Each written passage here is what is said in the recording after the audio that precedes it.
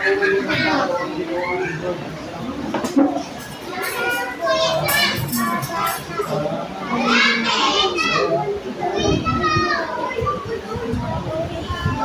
po, bago po tayo dumako sa mensahe ng Diyos sa araw na ito, tayo po muna ay manalangin. Maraming po ako sa panalangin, Panginoon. Maraming salamat po, Diyos, sa araw na ito, God. Salamat po sa patuloy na buhay na inyong pinahihirap sa buhay ng bawat isa, God. Salamat sa patuloy na lakasan, sa patuloy na buhay, sa patuloy na biyaya na yung binigay sa buhay namin.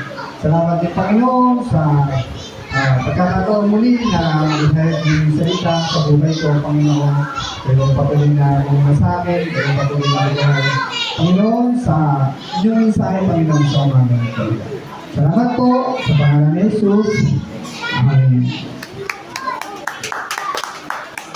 So, wala pa!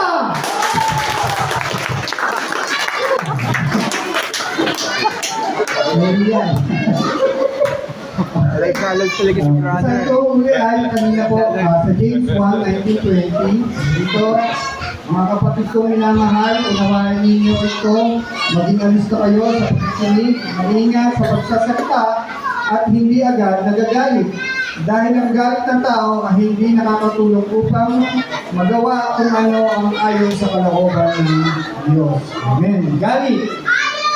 So, natural po sa tao yung feelings, di ba? Minsan, meron tayong galit na nailalabas kahit tayo Kristiyano, meron pa rin tayong galit na nararamdaman. So, ito po, ginawa ko yung karamihan niya, dito, ang pagkagalit o galit ay isang emosyon na may natinding sama ng loob. At ang pag-ayaw sa isang bagay o sa tao, ito ay dahilan ng sakit sa ibang tao, maging sa iyo o sa hindi magandang bagay. Diba? Natural sa atin, diba? Pag masama loob natin, natural nagagalit tayo. Lalo na, minsan, sa ating sa mga kaibigan natin na minsan, tinatagla tayo. Siyempre, ano ang magiging damdamin natin yun? Siyempre, medyo magagalit tayo. Okay, sabi dito, anger is a problem. Talaga problema ang galit. Sabi dito, it can cause great damage in lives. Diba? Talaga nagkakaroon siya ng matinding damage lalo sa buhay. Diba? Lalo na sa buhay ng ibang tao. Minsan pag nagagalit tayo, hindi natin alam, nakakapanakit na tayo dahil sa sobrang galit po natin. O, minsan sa mga property, diba? Minsan pag sobrang pagwawala mo, yung galit na galit ka, kung ano na lang binabato mo kay mister, di ba? Pagka umuwi, nakakita mo ng plato, kaldero, di ba? Pag sa sobrang galit, ano pa, emotional problem. Siyempre, yun yung number one talaga. Minsan nagiging problema talaga natin, yung hindi natin mapigilan yung galit natin, di ba? Di ba, meron tayo sa batas natin, kasama to emotional, di ba, sa Republic Act 1962. Kaya ito po yung Republic Act 1962 ay gustong i-revise kasi nga, minsan, yung mag-asawa, naghiwalay na, pag nakikita niya daw yung asawa niyang lalaki na may kasamang babae, inirereklamo niya kasi nasasaktan siya. Kasi kasama sa batas yun eh. So, medyo, yun ang gusto nila ma-revise yung batas na yun. So, minsan, triggers by hurt. Diba? Minsan, yung nagtitrigger siya, diba?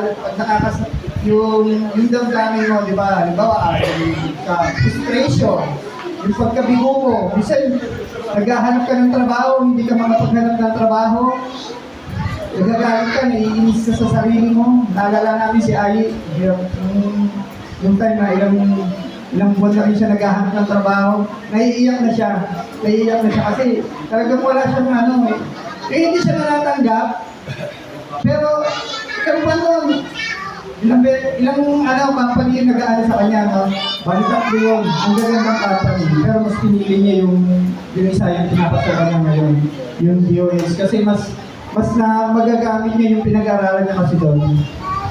Yun, salamat sa Panginoon. Yun yung mga nagtukos minsan ng galit sa atin. Diba?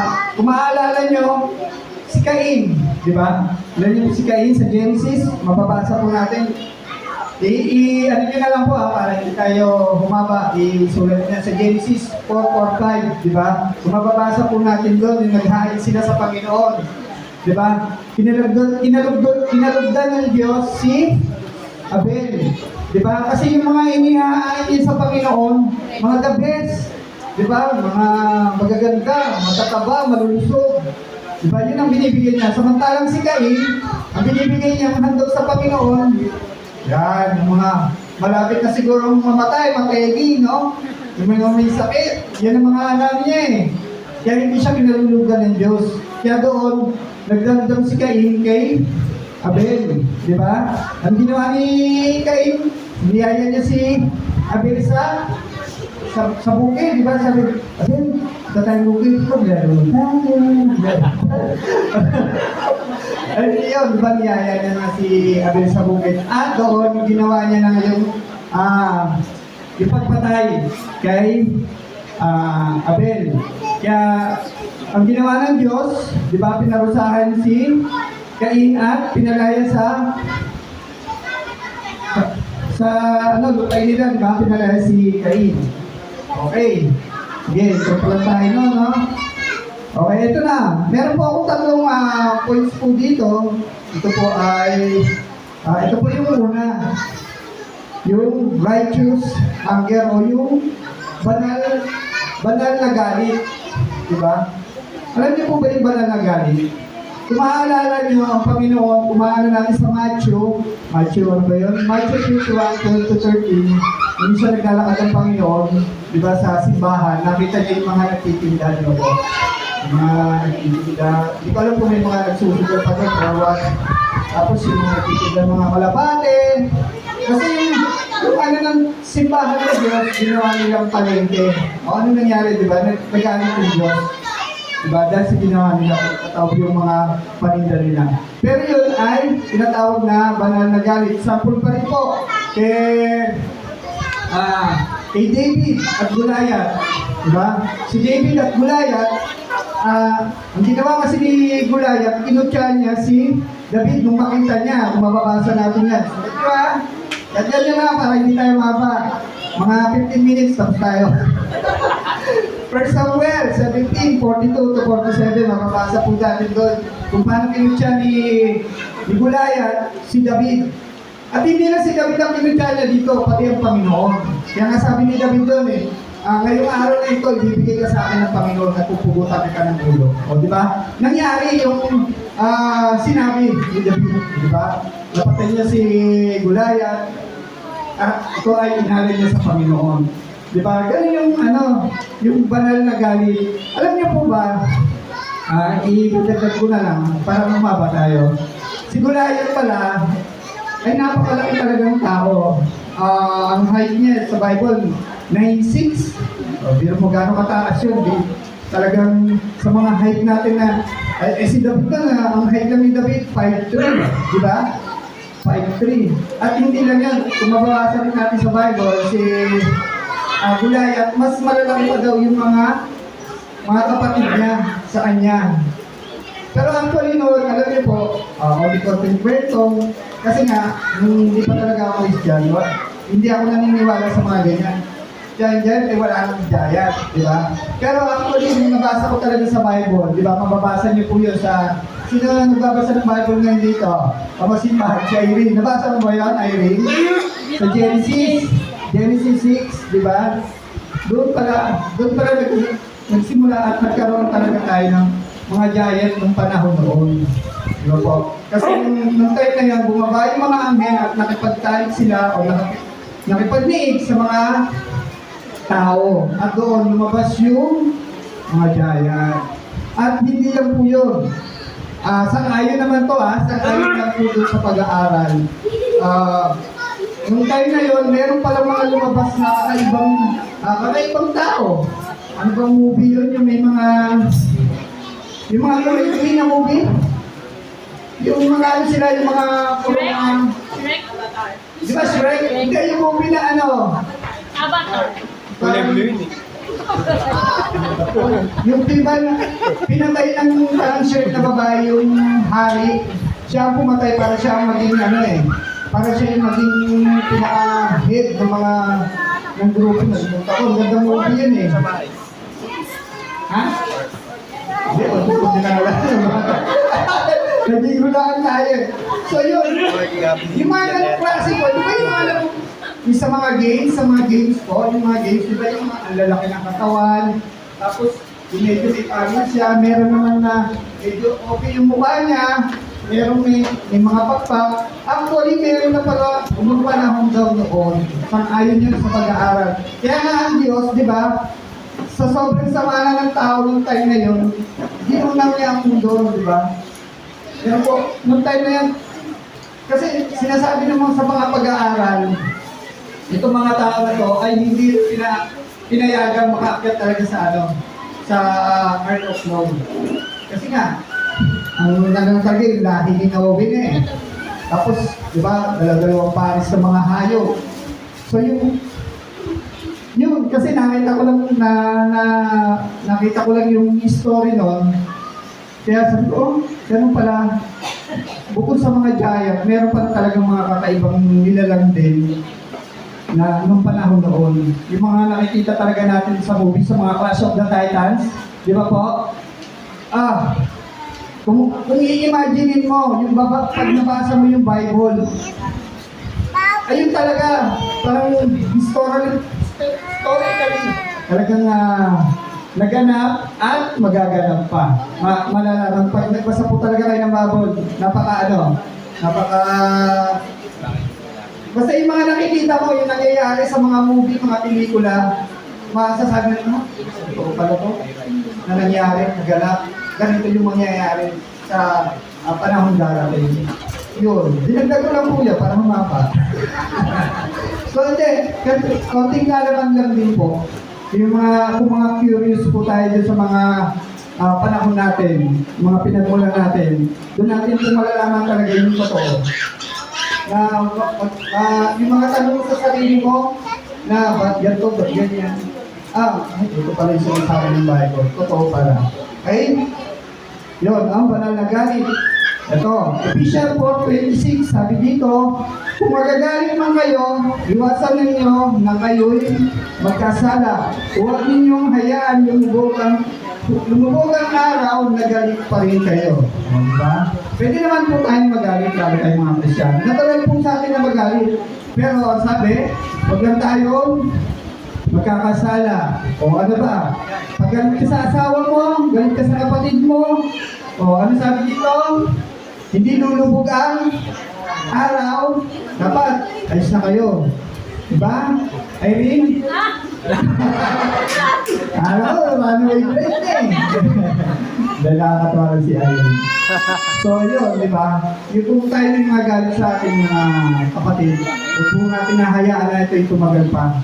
Diba? Malinaw naman na sinasabi sa Bible na huwag na natin hayaan pa na lumubog yung araw.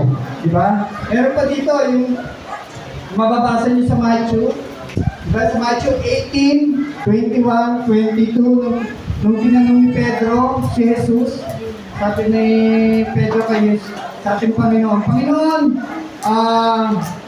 ilang beses ko ba kapatawarin ng aking kapatid? Panginoon, ilang beses ko po bang patatawarin ang aking kapatid na nagkasala sa akin? Ano ni Pedro? 7 beses po ba? Diba? Pero ang sagot ng Panginoon dito, sumagot si Jesus, hindi 7 beses, kundi 70 ulit pa nito. 70 ulit. 70 times 7. Sino magaling sa math? Sino na lang? Mabilisan, may premyo. 90. Ha? 490. Di ba? 490. Pag nagkasala sa'yo si Sarah Lou, ng 1 beses, 2 beses, patatawarin mo ba siya? Siyempre, di ba? Kasi sabi sa Bible hanggat sa isang araw, hindi ka lang nagawa ng kasalanan ng 490, dapat patawarin mo siya, di ba? Malinaw po, may mga away-away dyan. Mga masama na loob. Tapusin na natin yan. Okay? Sana ako, wala na. Ayan. Okay, pangalawa na po. Pangalawa. Simple hunger. Simple ha? Simple na. Hunger pa. Okay, magkasalanan galit, di ba?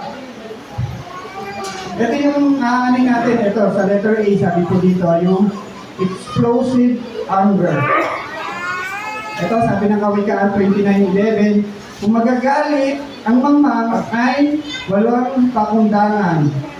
Paano ba yung explosive anger? Ito yung biglaan ka na lang nagagalit, di ba? Pag yung, may kasabihan nga tayo, di ba? Magbiro ka na sa lasing, pag sa bagong gising, di ba? Di ba? Kasi minsan yung bagong gising, tapos pag biniro mo, galit na galit ka agad yun eh. Mainit ka agad yung ulo eh. Samantala yung lasing, di ba? Naalala ko tuloy yung kwento ng ano eh. Yung lasing na pangit eh. Naalala niyo po yun? Yung kwento ng lasing tsaka yung pangit. Sinakalam. O sige, kwento mo lang ulit, hindi pa alam nung te. Di ba? Kasi nung naglalakad yung lasing,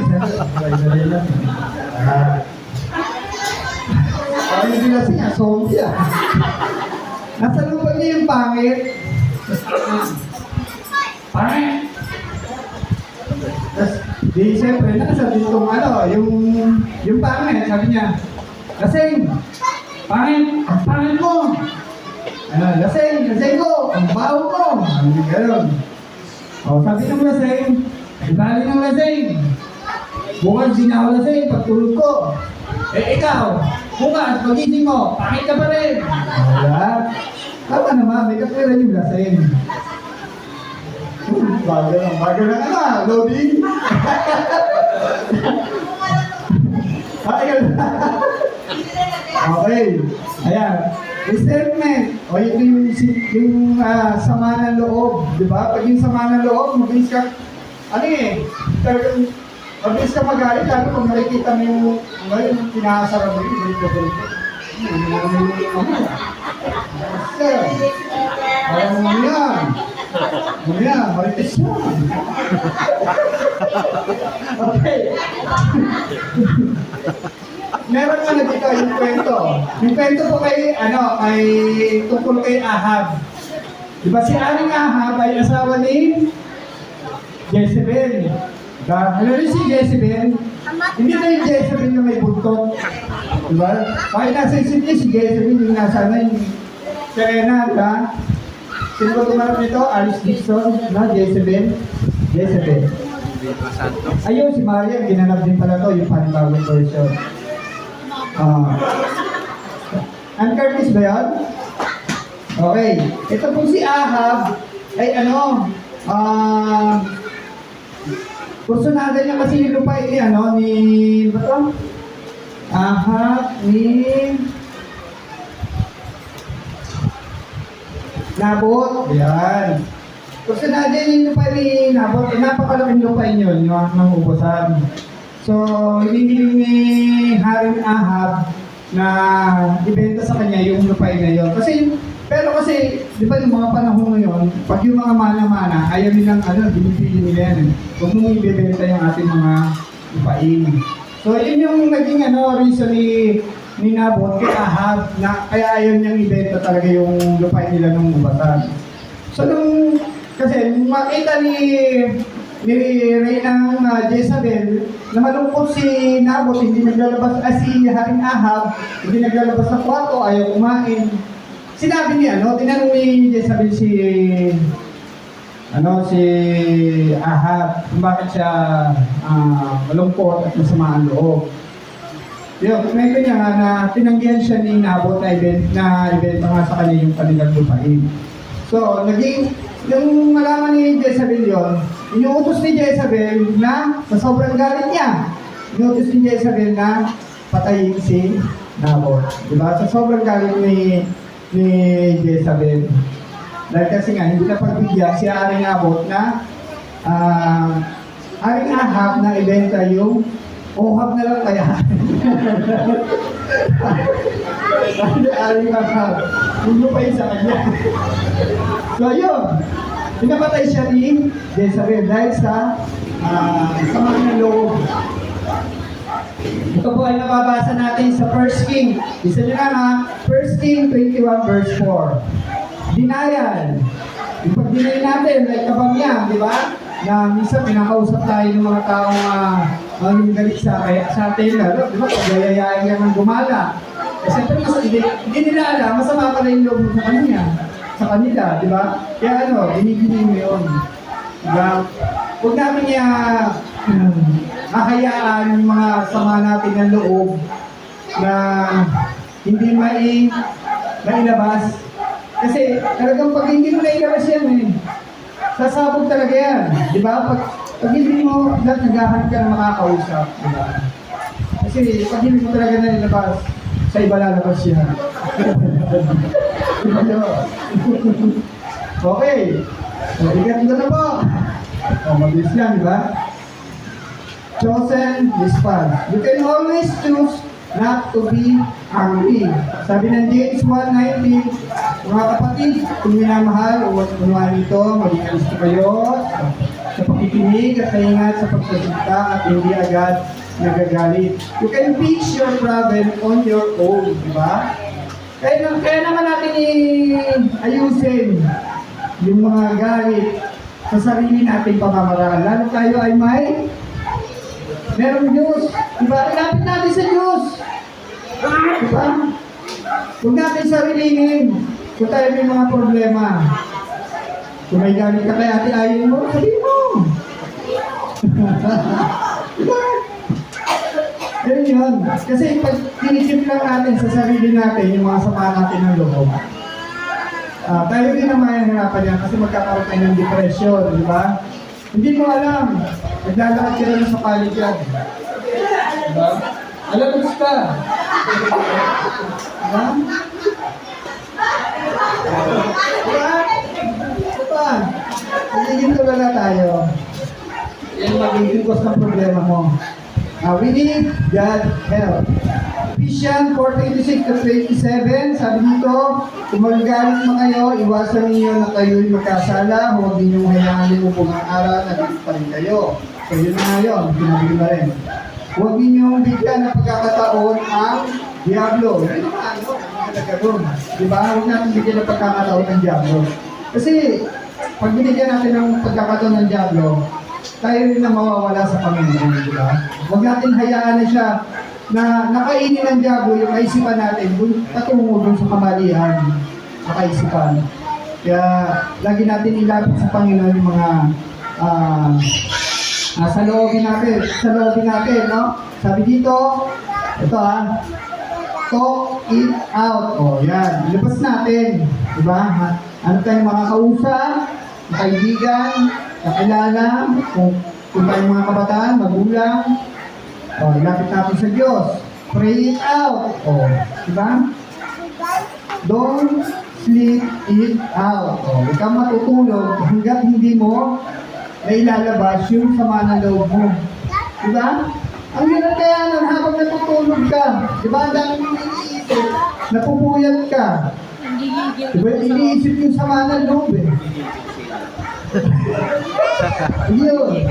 Kung sama ng loob ko. Diba yun nga, yung mga kampo natin, minsan dito nagkakaroon, lalo sa mga magulang din, nagkakaroon ng kampo yung mga bata. Diba? Yung mga dalaga-dalaga na, mga bata maliliit, o kaya makuloy niya, naiintindihan natin. Kasi bata yun. Pero pag tayo may mga teenage na, diba? Lalo sa mga kabataan ngayon, iba ang kaisipan. Diba? Ang daming mga kabataan ngayon, tumatalo na lang dyan, sa sunset, tumalun dyan sa kulay, diba? Dito sa may pasin saging. Dahil sa bigat ng problema, hindi niya na-share. Pinarili niya. Madaming pangyayari na lalo sa mga kabataan. Kaya kailangan lagi natin, yung problema natin, lagi natin ilabas sa ating magulang, pray natin sa Panginoon. Ito, practice forgiveness. Di ba? Lagi natin yung pagpapatawad. Sabi dito sa Ephesians 4:32, sa halip, maging mabait kayo at maawain, mapagpatawad kayo sa isa't isa tulad ng pagpapatawad sa inyo ng Diyos dahil kay Kristo. Diba? Huwag tayong masyadong magagalitin, matatampuhin. Diba? Lagi tayong mapagpatawad. Hindi natin laging hayaan yung report sa ating damdamin na hindi natin nailalabas. Hindi po ba? Amen. Ask God to develop. Hindi tayo ng ganda para sa Panginoon. Kung ano yung magandang makakabuti sa ating buhay. Ito, yung fruit of the Holy Spirit. Diba? Sabi nga sa Galatia 5:22-23. Ano yung fruit of the Holy Spirit? Pag-ibig, kagalakan, kapayapaan, pagtsatsaga, kabaitan, kabutihan, katapatan, kahinahunan, at pagpipigil sa sarili. Diba? Yun ang hingin natin sa Panginoon, yung fruit of the Holy Spirit. Gusto pala ako? Ito, conclusion na po. Sabi dito, it's hard to be angry when you're practice love, di ba? Kung may love tayo sa ating buhay, di ba? Maano natin yung galit natin, di ba? Pipigilan natin. Ayun nga, yung kanina nga, yung testimony ni Pastora Noemi, yung nakalagpit nga sila ng sasakyan. Ano nyo, na habang kinukwento ni Bishop Jimmy sa amin, yung nangyari sa kanila, sabi niya nga, alam nyo nung na-aksidente kami, sabi niya, naisip ko agad yung nangyari ng aksidente rin nila nung una. Kasi yung una nila sasakyan, bumangga sa sa isang sasakyan, tapos, ang matindi doon, yung sasakyan niya, yun yung naging matindi ang damage, samantalang yung nabangga niya, na yung iyata lang yung ilalim pumasok sa Pero yung kay Pastor, talagang totally rin yung sasakyan niya. Pero alam niyo po, yung isang blessing doon na talagang nangyari sa buhay niya, sabi nung driver, sige, bahala ka na, ikaw mag-asikaso niya na. Kasi may pupuntahan pa ako Imbis na, alam niyo, imbis na mag-aaral sa kanya, pinabayaan siya, hindi na pinabayaran yung nadamage niya doon sa sasakyan. Umalis na yung So yun yung naisip niya, nung nangyari din sa kanila, yung nangyari yung isang araw kala Pastor, mas ay kasi siya doon. Yung nadamage yung sasakyan ni Pastor Billy. Kaya sabi niya dun sa huwag mo nang problemahin yung gastos. Ang inaano na lang ni Pastor, kung ano yung kaya mo. Sabi niya, kung ano yung kaya mo, magkano ba yung kaya mo iba? 1,000, 2,000? Napakabay ko talaga ng Diyos ako ni Pastor Billy. Kaya naano ko dun kasi imbis na kung mabilis yung takbungan na talaga na yun. Ano sila? Wala. Kasi kakainin yun nakain sila yung sasakyan nila gumanon buti nakabit ni Pastor din sa kabila. Kung mabilis yun, talagang kakainin sila pag diretso sa gasa talaga sila. So yun, papasalamat din si Pastor Jimmy at ganun nga lang nangyari. Kaya yung, alam niyo yung testimony nung buhay ni Pastor Jimmy, talagang na-bless ako doon sa niya. Hindi siya nagalit or what. Talagang nandun yung ng Panginoon sa kanila. Yung pagpapala, yung blessing, di ba, yung biyaya. Anin ko itong sasakyan kaya naman palitan yan di ba? Pero yung buhay, di ba? Tsaka ang inisip niya rin doon yung kakayanan ng driver. Di ba, ilan ng anak? Walang-wala rin. Di ba? Tapos pahihirapan pa pala dapat ang gagawin nila, mag-share sila sa gasto. Kaso ang iniisip naman ni Pastor, baka mamaya, taasan nung employer, kasi pwede naman nilang yung sasakyan, impound taasan ng employer, halimbawa, ang babayaran lang sa pagpapayos sa sasakyan ay wala pang isang daan. Baka mamaya, gawin 200, 300, ipapasa na yung sa driver, kumita pa, di ba? Wala rin yung driver. So, yun na lang naging kaya nakakatawa sa ginawa ni Pastor. Amen. It's hard to be angry when you are full of joy. Di ba? Kung puro ka kaligayahan, isip ko pa bang di ba? Magalit? Sabi sa mental, tawag na ng tao doon. O, di ba? Problema. Walang full of joy ka. Di ba? Kaya nga ako, minsan lagi talaga yung pinanonood ko, yung mga nakakatawa lagi kay Dolphy. Tawag ng tao dyan, yung pinanood ko yung Captain Barbell, Dark na Kuno, basta yung mga luma, tawag ng tawa. Nakakalis talaga siya ng yung stress, kung may mga bigatan ka, pagtawa ka lang ng tao. Tama ka na. It's hard to be angry when you have peace, di ba? Kung meron tayong kapayapaan, di ba? Magagawa ka ng magalit, di ba? Kasi kaya pa ka na. Iba na yung isip mo. Malaya ka na. Okay.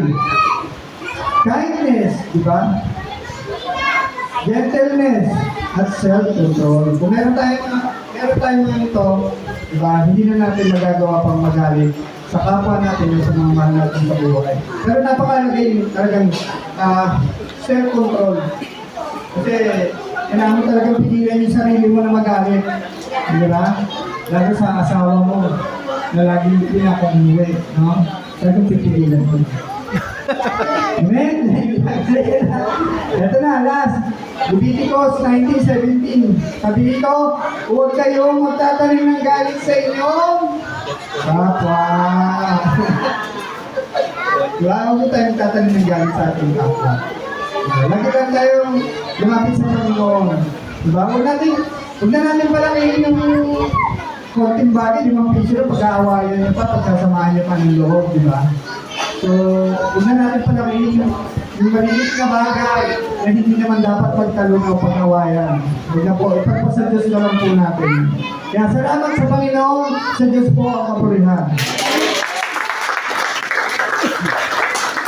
Ito, lahat po tayo kumayo.